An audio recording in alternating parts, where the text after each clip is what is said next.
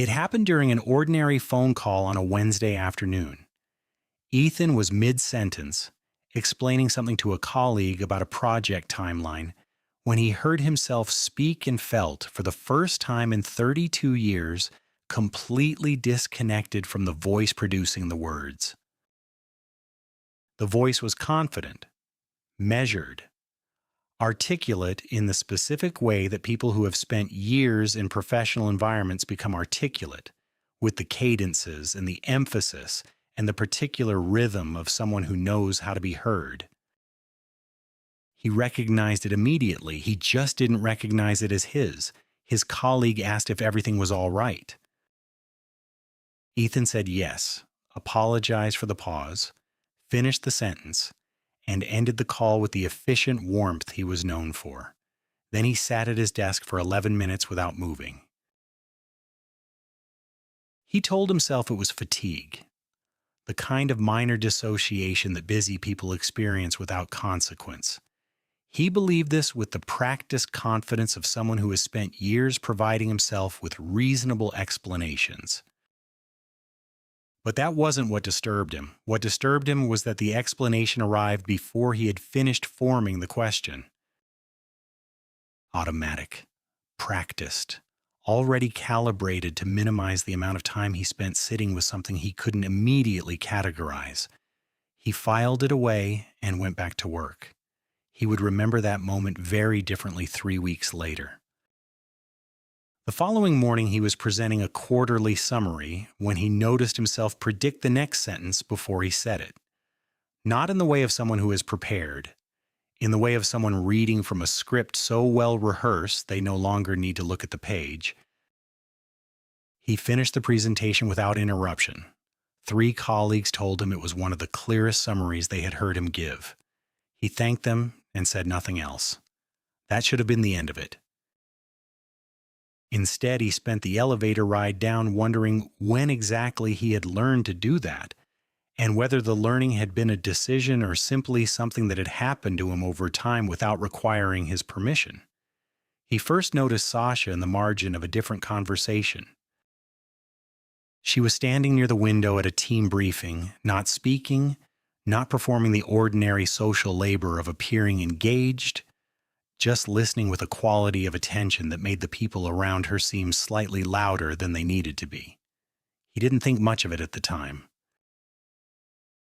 But 2 days later, they ended up at the same table during a working lunch, and he noticed the same thing at close range. She asked him a question about a project, and listened to his answer with an attention that made him suddenly aware of his own phrasing in a way he rarely was. He left the lunch thinking she was interesting. He did not yet understand why the conversation had made him feel observed. Over the following week, the observations continued accumulating, and each one landed slightly harder than the last. His laughter in group conversations often arrived fractionally before the actual amusement, calibrated to the room rather than produced by it. His opinions in discussions had a shape he could anticipate before voicing them, as though they had been filed and indexed somewhere he could retrieve from automatically. When someone around him became emotionally uncomfortable, he reached for a particular tone, a reassuring and measured quality in his voice, before he had consciously decided to deploy it.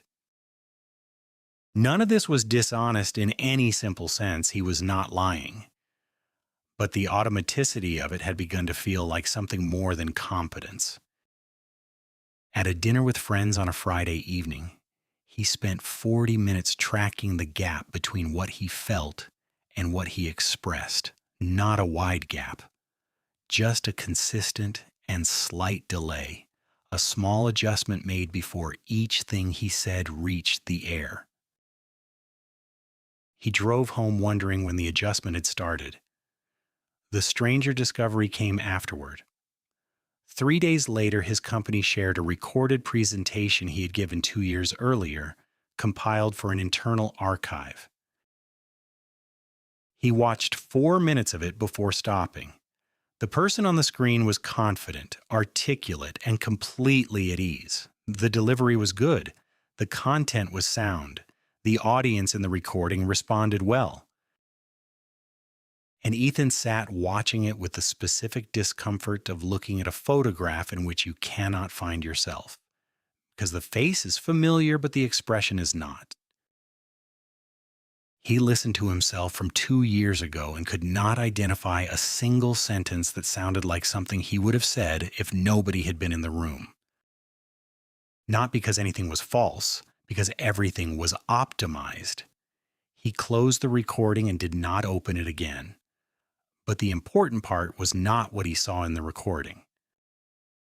The important part was what he felt watching it, which was nothing he could immediately name, but which settled into him with the quiet weight of something he had been about to understand for a very long time.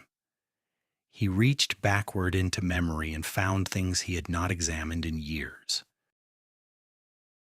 A conversation in his mid-20s in a room full of people whose opinions felt important at the time, where he had argued a position he did not fully believe because the alternative was being the only person who disagreed, not because disagreement was forbidden, simply because that particular room had made agreement feel like the right shape to be.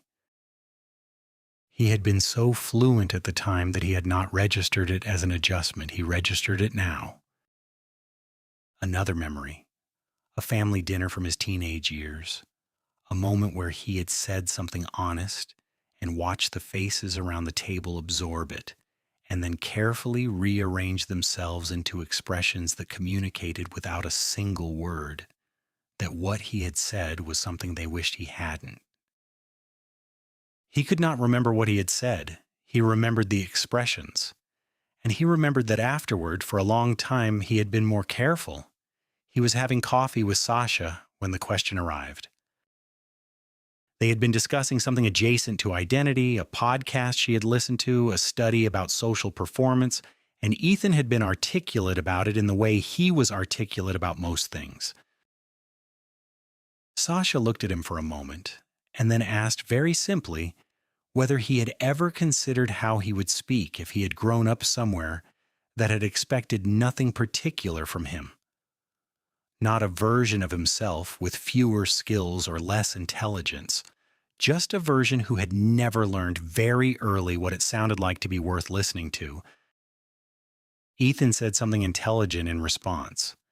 Later, he could not remember what it was. The question did not produce an answer. It produced a descending. He began noticing not just what he said, but the layer underneath what he said.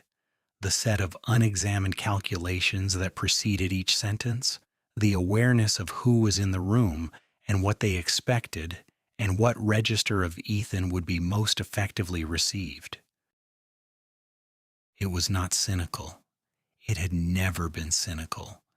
It had been learned so early and practiced so consistently that it had long since stopped feeling like a choice.